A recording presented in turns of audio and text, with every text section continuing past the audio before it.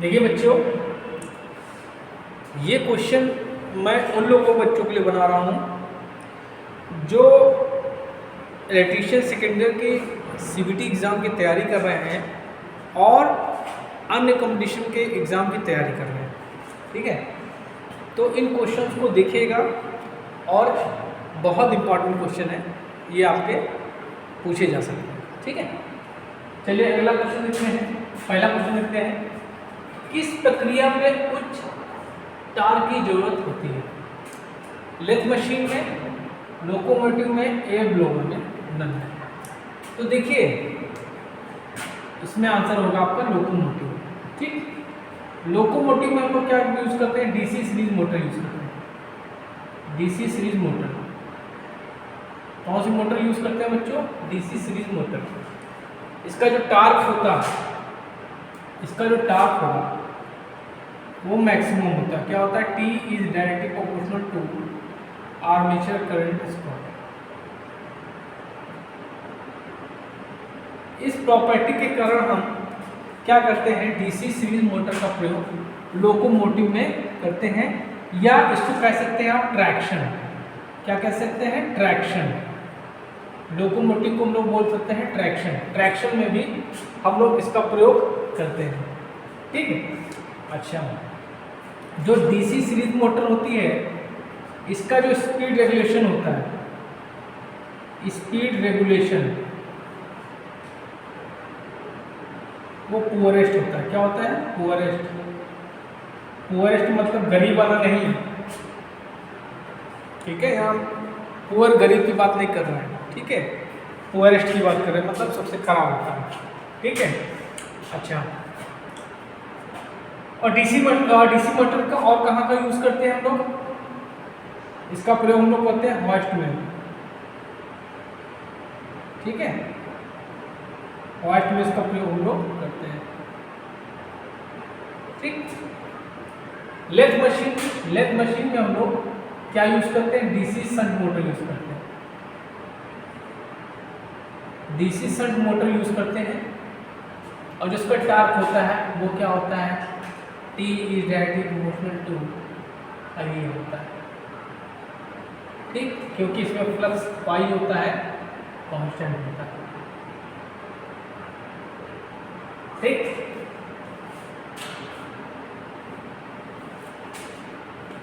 इसका स्क्रीनशॉट लेना है आप लोगों को, ले लीजिए, बहुत इंपॉर्टेंट चीज बताइए आपको।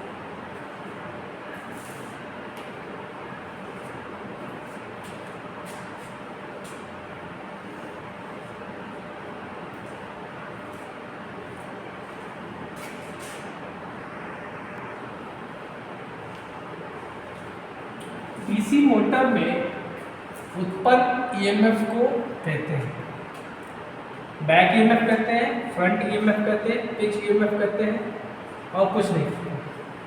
देखिए ये आपकी, देखिए EMF कहाँ उत्पन्न होता है? EMF उत्पन्न होता है आपका आर्मेचर में। किसमें? आर्मेचर में। किसमें उत्पन्न होगा? आर्मेचर में। कैसा होता है? ये AC होता है। क्या होता है? हमेशा AC होता है, और इसको हम लोग कहते हैं क्या बेटा? Back EMF। क्या कहते हैं? Back EMF। इसको एक और नाम भी देते हैं, काउंटर EMF। क्या देते हैं? Counter EMF। ठीक है, जो आपका ये भी क्वेश्चन पूछा जाता है कि आपका जो आर्मेचर में EMF उत्पन्न होता है उसकी प्रवृत्ति कैसी होती है? DC होता है कि AC होता है? तो हमेशा आप लोग याद रखिएगा, जो आपका EMF उत्पन्न होगा वो हमेशा AC होता है। ठीक है, और कहाँ होता है आपका? आर्मेचर में। ठीक, अच्छा, इसको हम लोग बैक EMF भी कहते हैं और काउंटर EMF भी कहते हैं। इसको रिप्रेजेंट करते हैं बेटा EB से। किससे? EB से। ठीक, अच्छा, कभी कभी क्या होता है, आप लोगों से आपका EMF का फॉर्मूला भी पूछ लेगा। तो देखिए EB इक्वल टू होता है phi ZPN बाय 68। ये आपका EMF का फॉर्मूला है। ठीक है, अच्छा, कभी कभी आपसे वोल्टेज और EMF का क्वेश्चन पूछ लेगा, तो चलिए निकाल लेते हैं। ये आपका क्या है, ये आपका क्या है, कुछ नहीं फिलहाल।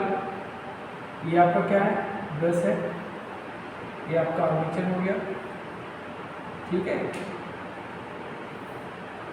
और ये आपका सप्लाई हो गई, प्लस माइनस, ठीक। मोटर है तो आपकी आर्मेचर करंट आएगी, ये आपका प्लस, ये माइनस, ये आपका ई, ठीक। तो चलिए हम लोग इसमें हम लोग केवीएल लगा देते हैं, ठीक। तो करंट आपकी किससे आ रही है, करंट आप ये देखिए यहाँ से आ रही है, तो क्या हो जाएगा, ये हो जाएगा आपका, यहाँ पे वोल्टेज ड्रॉप होगा तो होगा आई ए आर ए प्लस आपका ई में प्लस सेंटर करेगा ई बी, ये हो जाएगा माइनस का बी इक्वल टू 0। तो क्या हो जाएगा, E B is equal to हो जाएगा B minus I A R A. कभी कभी आपको इस तरह से भी क्वेश्चन दे देगा और पूछ लेगा कि मोटर में क्या होगा, ई बी और वी में क्या रिलेशन होगा, तो ये होगा। या कैसे देगा, v इक्वल टू हो जाएगा आपका E B plus I A R A, ठीक है।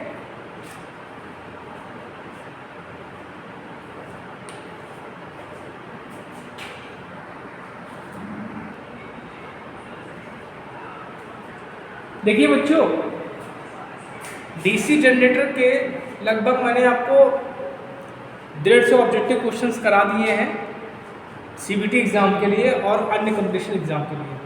आप प्ले लिस्ट में जाइएगा, उसमें देखिएगा, तो मैंने डीसी जनरेटर के क्वेश्चन डाल दिए। तो अब उसी में हम डीसी मोटर के लगभग 150 क्वेश्चन डालेंगे। इसको ये क्वेश्चंस आप पढ़ लेंगे तो आपका सीबीटी एग्ज़ाम भी निकल जाएगा। और अगर आप Bihar TG2, UP PCL TG2, UP RVNL TG2, UP MRC और अभी जो आपके मध्य प्रदेश की निकली है TG2, इनकी तैयारी कर रहे हैं तो ये भी आपसे आपका आराम से पार हो जाएगा, नैया पार हो जाएगी, ठीक है। चलिए देखते हैं, कह रहा है डीसी मोटर का कम्यूटेटर किसका बना होता है। तो बेटा कम्यूटेटर आपका डीसी मोटर का हो चाहे जनरेटर का हो, एक ही होता है, ठीक। तो किसका बना होता है, ये आपका बना होता है हार्ड रॉक कॉपर का बना होता है, ठीक है। हिंदी में बोलते हैं इसको कठोर कर्षित तांबा, हिंदी में बोलते हैं। कुछ बच्चे हमारे क्या होंगे, हिंदी वाले होंगे, इसको बोलते हैं कठोर कर्षित तांबा, ठीक है। कभी कभी आपसे सिर्फ तांबा पूछ लेगा, ठीक। अच्छा, अब इसका काम क्या होता है, देखिए ये क्या करेगा, इसके दो काम होते हैं। कम्यूटेटर आपका हार्ड रॉक कॉपर का बना होता है और इसका काम क्या होता है, ये करेगा आपको एसी को डीसी में कन्वर्ट, एसी को डीसी में कन्वर्ट करता है। इसमें आपका डीसी जनरेटर में, डीसी जनरेटर में, और डीसी को एसी में कन्वर्ट करता है डीसी मोटर में। इसको बोलते हैं मैकेनिकल रेक्टिफायर। क्या बोलते हैं, मैकेनिकल रेक्टिफायर, ठीक। अब आते हैं हम सिलिकॉन स्टील, जो आपका आर्मेचर होता है। ये बना होता है आपका ये आपका बना होता है आपका सिलिकॉन स्टील का, सिलिकॉन स्टील। इसमें 93% स्टील और 7% सिलिकॉन होता है, ठीक। अच्छा, इनको लैमिनेट करते हैं, किस क्या करते हैं, लैमिनेट। क्यों, एडी करंट लॉसेस को कम करने के लिए, एडी करंट लॉसेस को कम करने के लिए, ठीक है। और इनकी जो पत्तियां होती हैं, इनकी मोटाई कितनी होती है, 0.35 mm से लेकर 0.50 mm तक, ठीक। अब देखिए क्या होता है, योग जो होता है, योग ये बना होता है छोटी मशीन के लिए। छोटी मशीन क्या बनेगा आपका, कॉस्ट आयरन का। और बड़ी मशीन के लिए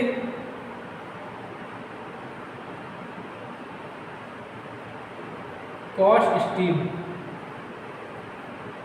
काम क्या है? फ्लक्स को पाथ देने के लिए, फ्लक्स को लो रिलेक्टेंस का पाथ देगा।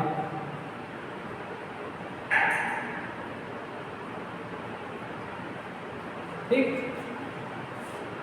ठीक है, चलिए अगला क्वेश्चन देखते हैं।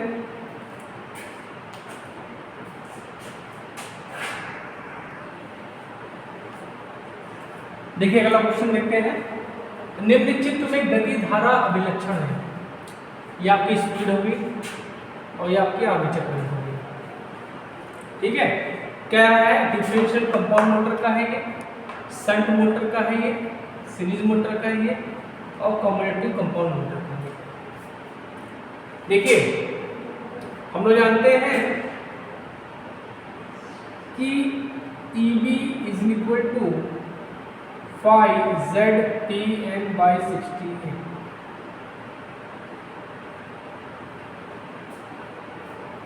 फिलहाल इसमें तो आंसर आपका सीरीज होगा। ठीक है, सीरीज मोटर का। ठीक, अब यहां से ये आपका ZP 60 है, इसको हम लोग कांस्टेंट ले लेते हैं। ठीक है, तो क्या हो जाएगा? EB is equal to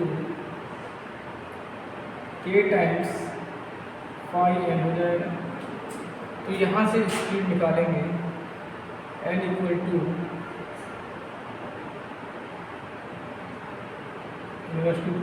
EB/5 होगा। ठीक है, और हम लोग जानते हैं कि यहाँ से क्या निकला आपका? N is inversely proportional to 5 और 5 इज इक्वल टू क्या हो जाएगा? डायरेक्टली प्रोपोर्शनल होता है। 5 is directly proportional to IA होता है। तो यहाँ पे स्पीड हो जाएगी आपकी 1/A।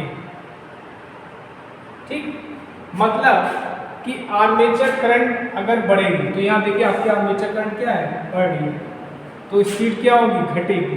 या कह सकते हैं इसको इस तरह भी कह सकते हैं कि IA is inversely proportional to 1/A।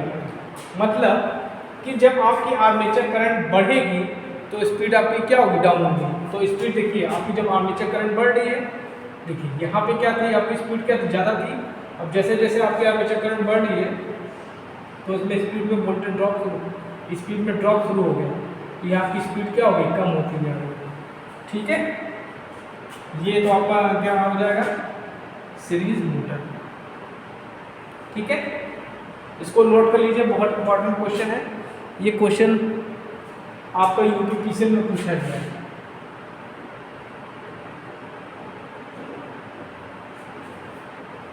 Note कर लीजिए इसको।